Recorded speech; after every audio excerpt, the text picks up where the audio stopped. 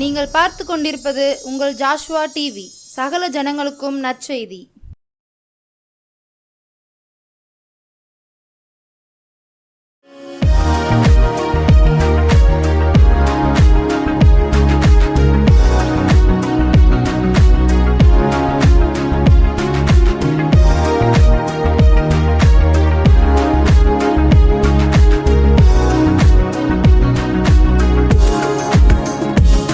ஆண்டவரும் உலக இரட்சகருமாயிருக்கிற இயேசு கிறிஸ்துவின் பரிசுத்த நாமத்தில் உங்கள் அனைவருக்கும் அதிசீக்கிரத்தில் வரப்போகிற இயேசு கிறிஸ்துவின் நல் நாமத்தில் என் அன்பின் வாழ்த்துக்களை இந்த நல்ல நாளிலே தெரிவித்துக் கொள்கிறேன்.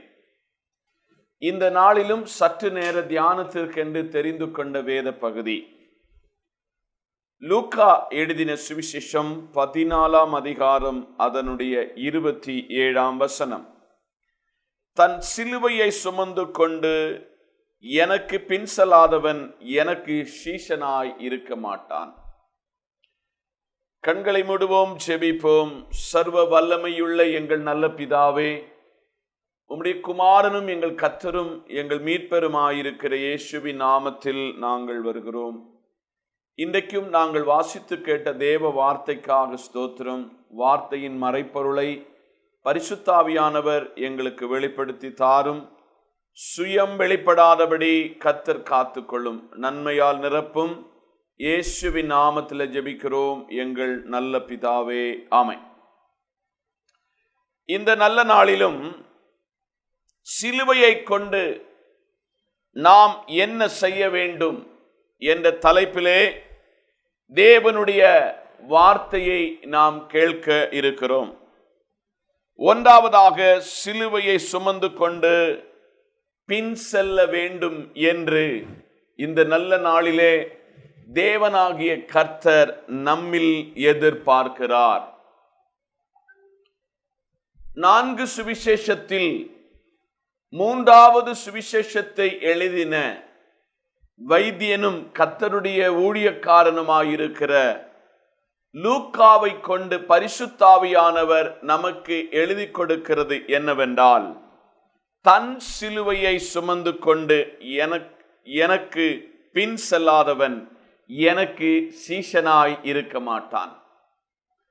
கர்த்தராயிருக்கிற இயேசு கிறிஸ்து சொன்னார், ஒருவன் என்னை பின்பற்றி வர விரும்பினால் தன்னைத்தான் வெறுத்து நாள்தோறும் சிலுவையை எடுத்து என்னை பின்பற்ற கடவன் என்று தேவனாகிய கர்த்தர் நம்மை பார்த்து சொல்லியிருக்கிறார். இந்த நல்ல நாளிலும் தேவ பிள்ளைகளே, இந்த வார்த்தை நம்மை படிப்பிக்கிற ஒரு பிரதானமான உண்மை என்னவென்றால், நாம் ஒவ்வொருவரும் நம்முடைய அனுதின வாழ்வில் சிலுவையை சுமந்து கொண்டு இயேசுவுக்கு பின் செல்ல நாம் அழைக்கப்பட்டிருக்கிறோம். சிலுவை என்பது கஷ்டமும், சிலுவை என்பது பாரமும், சிலுவை என்பது சகிப்புத்தன்மைக்கு அச்சடையாளமாய் இருக்கிற ஒன்றாகும். ஆதலால் இந்த நல்ல நாளிலே இந்த வார்த்தையின் அடிப்படையிலே தன் சிலுவையை சுமக்கிற அனுபவம், அப்படி சுமந்தால் மாத்திரம் போதாது, கர்த்தருக்கு பின் செல்கிற ஒரு சீஷனாக இருக்க வேண்டும் என்று இந்த நல்ல நாளிலே கர்த்தர் நம்மில் எதிர்பார்க்கிறார்.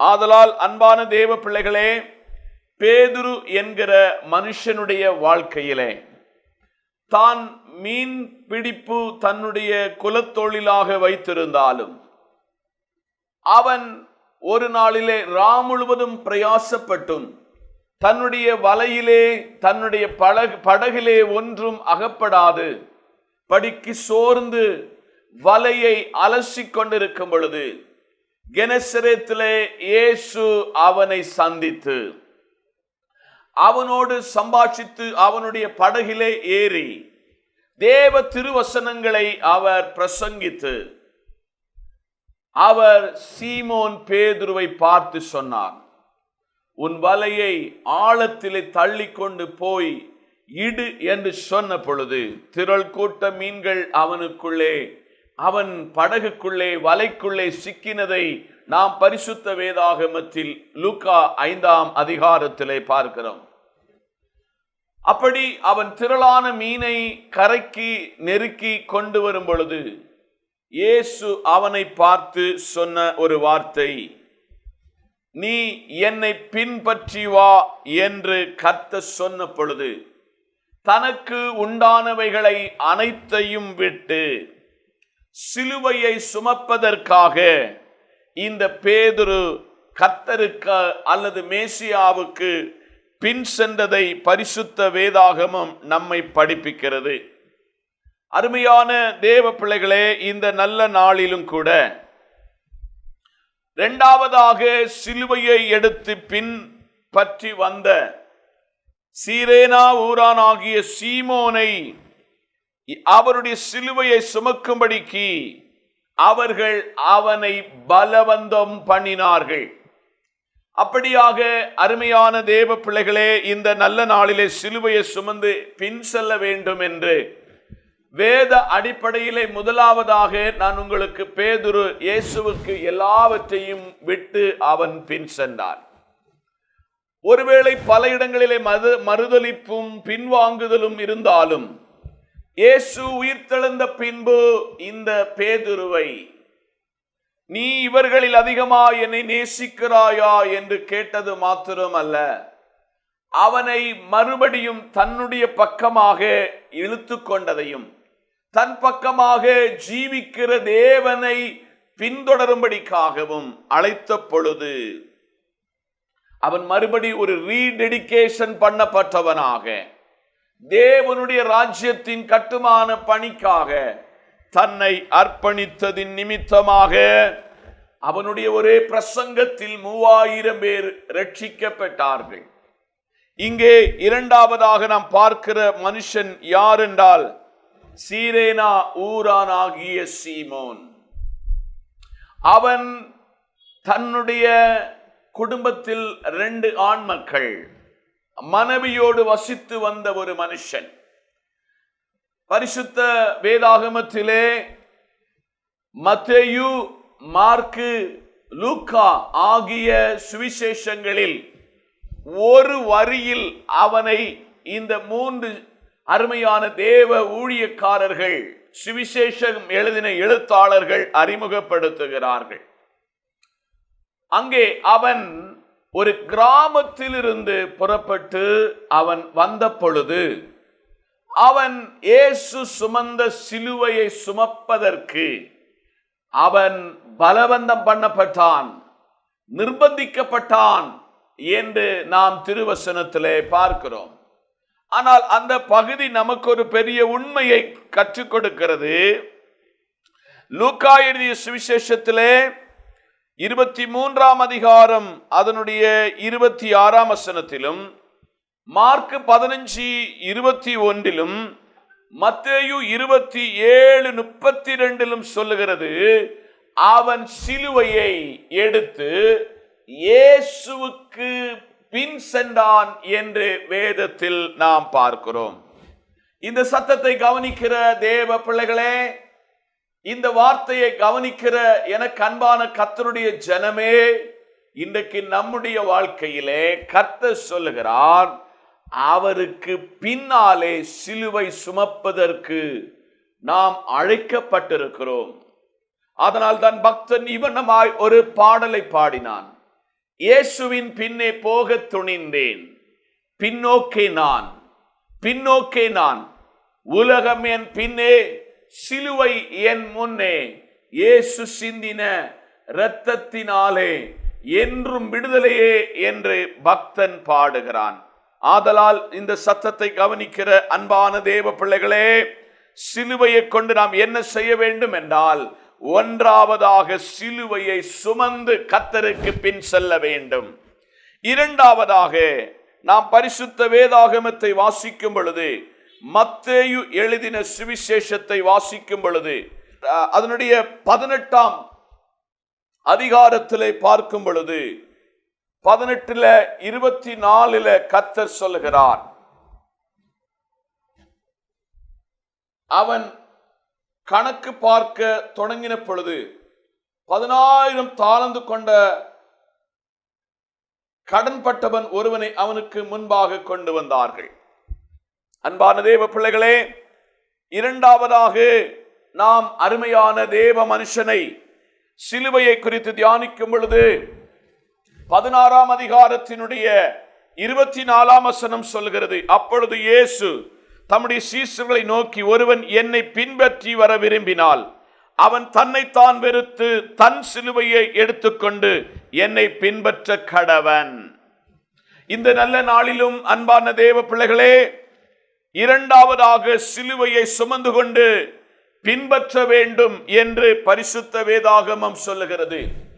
மத்தேயு 16ஆம் அதிகாரத்தினுடைய 24ஆம் வசனத்தில் மிக தெளிவாக இயேசு தம்முடைய பிள்ளைகளுக்கு காண்பித்து கொடுக்கிற ஒரு பெரிய உண்மையை இங்கே நாம் பார்க்கிறோம். அப்பொழுது இயேசு தம்முடைய சீஷர்களை நோக்கி, ஒருவன் என்னை பின்பற்றி வர விரும்பினால் அவன் தன்னைத்தான் வெறுத்து தன் சிலுவையை எடுத்துக்கொண்டு என்னை பின்பற்ற கடவன். சிலுவை என்பது ஒரு கடினமானது, சிலுவை என்பது பாரமானது, சிலுவையை சுமப்பது என்பது ஒரு அசாதாரணமான காரியம் அல்ல. கிறிஸ்தவ வாழ்க்கையில் கிறிஸ்துவினுடைய கூட நடக்கிற வாழ்க்கை என்பது அது கஷ்டமும் நெருக்கமும் உபத்திரமும் சஞ்சலமும் பலவிதமான உபத்திரவங்களை கொண்ட வாழ்வு என்பது கிறிஸ்தவ வாழ்க்கை என்பதை நீங்கள் மறந்துவிட வேண்டாம். சிலுவையை எடுத்துக்கொண்டு பின்பற்றி வருவதற்கு தன்னைத்தான் வெறுக்க வேண்டும். தான் விட வேண்டிய பாவ சுபாவங்கள், தான் விட வேண்டிய தேவனுக்கு பிரியமற்ற காரியங்களை தேவ சமூகத்திலிருந்து நாம் விடைபெற்று வாழ வேண்டும் என்று கர்த்தர் நம்மில் விரும்புகிறார். ஆதலால் அருமையான லூக்கா மத்தேயு 16ஆம் அதிகாரத்தின் 24ஆம் வசனத்தில் அவர் தெளிவாக சொல்லுகிறார், ஒருவன் என்னை பின்பற்றி வர விரும்பினால் அவன் தன்னைத்தான் வெறுத்து தன் சிலுவையை எடுத்துக்கொண்டு என்னை பின்பற்றி வர கடவன். அப்படி பின்பற்றி வந்தால் தேவன் அவனை கனம் பண்ணுவார். அப்படி கர்த்தருடைய சமூகத்தில் எல்லாவற்றையும் விட்டு வந்த அநேக சீஷர்களை பரிசுத்த வேதாகமத்திலே நாம் பார்க்கிறோம். சகேயு என்கிற மனுஷனை குறித்து நமக்கு நன்றாக தெரியும். இந்த சகேயு இயேசுவை நான் பார்க்க வேண்டும், இயேசு என்னை பார்க்க கூடாது என்று அவன் தேவனுடைய சமூகத்திலே காட்டத்தி மரத்திலே ஏறி இருந்த பொழுது இயேசு அவன் இடத்துல அந்த மரத்தின் முன்பாக ஜனக்கூட்டத்திற்கு சீஷர்களோடு வந்த பொழுது, சக்கேயுவே சீக்கிரமாய் இறங்கி வா, இன்றைக்கு நான் உன் வீட்டில் ராத்தங்க வேண்டும். அவன் இயேசுவிடத்தில் இயேசு அவனுடைய வீட்டிலே போன பொழுது அவன் சொல்கிறான், நான் அநியாயமாய் யாரிடத்தில் வாங்கினது உண்டானால் அதை திரும்பி கொடுக்க நான் முன் வந்திருக்கிறேன். அவன் சிலுவையை எடுத்தான், இயேசுவுக்கு பின் சென்றான். அவனுடைய சுபாவத்தில் மாறுதலை பரிசுத்த தேவனாகிய கர்த்தர் கொடுத்தார் என்று நாம் பார்க்கிறோம். மூன்றாவதாக கலாத்திய நிருபத்தை வாசிக்கும் பொழுது கலாத்தியருடைய நிருபம் நமக்கு படிப்பிக்கிற ஒரு பெரிய உண்மையான சம்பவத்தை இந்த நாளிலே மூன்றாவது உங்களுக்கு சொல்லுகிறேன். கலாத்தியர் 2ஆம் அதிகாரத்தினுடைய 20வது வசனம் இப்படி சொல்லுகிறது, கிறிஸ்துவுடன் கூட சிலுவையிலே அறையப்பட்டேன், ஆயினும் பிழைத்திருக்கிறேன். இனி நான் அல்ல, கிறிஸ்துவே எனக்குள் பிழைத்திருக்கிறார். நான் இப்பொழுது மாமிசத்தில் பிழைத்திருக்கிறதோ என்னில் அன்பு கூர்ந்து எனக்காக தம்மை தாமே ஒப்பு கொடுத்த தேவனுடைய குமாரனை பற்றும் விசுவாசத்தினாலே நான் பிழைத்திருக்கிறேன் என்று அருமையான கலாத்தியருக்கு நிருபத்தை எழுதும் பொழுது அப்போஸ்தலனாகிய பவுல் எழுதுகிறார். சிலுவையை ஏற்றுக்கொண்டு பிழைக்க வேண்டிய அனுபவத்துக்குள் நாம் மாற்றப்பட்டிருக்கிறோம் என்பதை சபையே நாம் மறந்துவிடக் கூடாது. கிறிஸ்துவோடு கூட சிலுவையிலே அறையப்பட்டிருக்கிறேன், கிறிஸ்துவோடு கூட நான் என்னை வாழ்க்கையை முழுமையாக சமர்ப்பித்திருக்கிறேன், ஆகிலும் பிழைத்திருக்கிறேன். இனி நான் அல்ல, கிறிஸ்துவே எனக்குள்ளே பிழைத்திருக்கிறார். அப்படிப்பட்ட ஒரு கிறிஸ்தவ உலகத்துக்குள்ளாக நாம் மாற்றப்பட வேண்டும். பவுல் ஒரு நாளிலே தேவனுடைய ஊழியர்களுக்கு விரோதமாக, தேவனுடைய ராஜ்யத்துக்கு விரோதமாய் செயல்பட்ட அவனை கர்த்தர் தமஸ்கு பட்டணத்தில் சந்திக்கிறார். அவனுக்கு தேவ வார்த்தை அங்கு சொல்லப்பட்டிருக்கிறது. அவனுக்கு விடுதலை கொடுக்கப்பட்டது. அவன் கிறிஸ்துவை அறிகிற அறிவில தன் வாழ்க்கையை மாற்றப்பட்டிருக்கிறதை நாம் திருவசனத்தில் பார்க்கிறோம். ஆதலால் இந்த சத்தத்தை கவனிக்கிற எனக்கு அன்பான தேவ பிள்ளைகளே, நீங்கள் கிறிஸ்துவோடு கூட சிலுவையில் அறையப்பட்டிருக்கிறீர்களா? கிறிஸ்துவுக்காக நீங்கள் வாழ்வதற்கு உங்களை சமர்ப்பித்திருக்கிறீர்களா என்று உங்களை சோதித்தறிய வேண்டிய ஒரு காலத்துக்குள்ளாக நாம் தள்ளப்பட்டிருக்கிறோம். ஆதலால் என்ன இந்த வார்த்தைகளை கவனிக்கிற தேவ பிள்ளைகளே, மூன்றாவதாக சிலுவையை ஏற்றுக்கொண்டு நாம் பிழைக்க வேண்டும். சிலுவையை ஏற்றுக்கொண்டு அப்போஸ்தலனாகிய பவுல் தேவ சமூகத்துக்கு முன்பதாக, தேவனுடைய பாதத்துக்கு முன்பதாக தன்னை அர்ப்பணிக்கிற ஒரு மனுஷனாக தேவ பாதத்தில் காணப்படுகிறதை நாம் இந்த திருவசனத்திலே பார்க்கிறோம். ஆதலால் இனி நான் பிழைத்திருப்பது கிறிஸ்து இயேசுவுக்காக. நான் பின்னானவைகளை மறந்து முன்னானவைகளை நோக்கி பரம அழைப்பின் அழைப்பிற்காக, பந்தய பொருளுக்காக நான் லெக்கை நோக்கி ஓடுவதற்கு பரிசுத்த ஆவியாகிய தெய்வமே நீர் எனக்கு கிருபை பாராட்டும் என்று சொல்லி இந்த நாளிலே கர்த்தருடைய பாதத்துக்கு முன்பதாக நாம் கடந்து வருவோம். ஒன்றாவதாக நாம் தியானித்ததான தேவ வார்த்தை, சிலுவையை சுமந்து கொண்டு பின் செல்வதற்கு நம்முடைய வாழ்க்கையை இந்த காலத்தில் அர்ப்பணிக்க வேண்டும். இரண்டாவதாக, சிலுவையை எடுத்துக்கொண்டு தேவ சமூகத்தில் ஒருவன் என்னை பின்பற்றி வர விரும்பினால் தன்னைத்தான் வெறுத்து தன் சிலுவையை எடுத்துக்கொண்டு நாள்தோறும் என்னை பின்பற்ற கடவன் என்று ஆவியானவர் திருவுள்ள பற்றினாரே. மூன்றாவதாக, சிலுவையை ஏற்றுக்கொள்ளுகிற அனுபவம். இந்த சிலுவையை அப்போஸ்தலனாகிய பவுல் ஏற்றுக்கொண்டது மாத்திரம் அல்ல, சிலுவையை சுமப்பதற்கு, சிலுவையிலே தன் வாழ்க்கையை அர்ப்பணிப்பதற்கு, இனி நான் அல்ல கிறிஸ்துவே என்னில் பிழைத்திருக்கிறார் என்ற அனுபவத்துக்குள் அருமையான பவுல் தள்ளப்பட்டது போல அவருடைய சமூகத்திலே சிலுவையை ஏற்றுக்கொண்டு பிழைத்திருக்க தேவன் அப்படிப்பட்ட ஒரு வாழ்வை தேவன் நமக்கு தரட்டும் என்று நான் இந்த நல்ல நாளிலே உங்களை மனமாற வாழ்த்தி தேவ சமூகத்தில் உங்களுக்காக நான் ஜெபிக்க போகிறேன். இந்த சத்தத்தை கவனித்துக் கொண்டிருக்கிற அன்பான தேவ பிள்ளைகளே, உங்களுக்கும் எனக்கும் சிலுவையோடு தொடர்பில் நம்முடைய வாழ்க்கை எப்படி இருக்கிறது? நெருக்கம் வரும் பொழுது, உபத்திரவம் வரும் பொழுது, கஷ்டம் வரும் பொழுது, வியாதி வரும் பொழுது, நமக்குள்ளே ஜெபமும் ஆராதனையும் இல்லாதிருக்கும் பொழுது இயேசு சொல்லுகிறார், என்னுடைய சிலுவையை ஒருவன் பின்பற்றி வந்தால் நான் அவனோடு கூட இருப்பேன். அப்படி சிலுவையை பின்பற்றி வந்த பவுலை தேவன் கனமாய் ஆசீர்வதித்தது மாத்திரமல்ல, அவனை கொண்டு தேவனுடைய ராஜ்யத்திற்கு ஒரு பிரயோஜனம் உள்ள தேவ பக்தனாக தேவன் அவனை மாற்றினது உண்மை என்றால் உங்களையும் என்னையும் சிலுவையின் அன்பினால் அவர் உயர்த்தி கனப்படுத்துவார் என்று மனமாற வாழ்த்தி நான் உங்களுக்காக ஜெபிக்க போகிறேன். சேனைகளின் தேவனாகி எங்கள் நல்ல கர்த்தாவே, மனோகரமான இந்த நல்ல நாளிலே சிலுவையை குறித்த ஒரு நல்ல ஆழமான சத்தியத்தை பரலோகத்தின் தேவன் எங்களுக்கு தந்தீர். இந்த வார்த்தையின்படி வளர்ந்து பெருக கிருபை தாரும். இயேசுவின் நாமத்தில் பிதாவே, ஆமேன், ஆமேன், ஆமேன். May God bless you.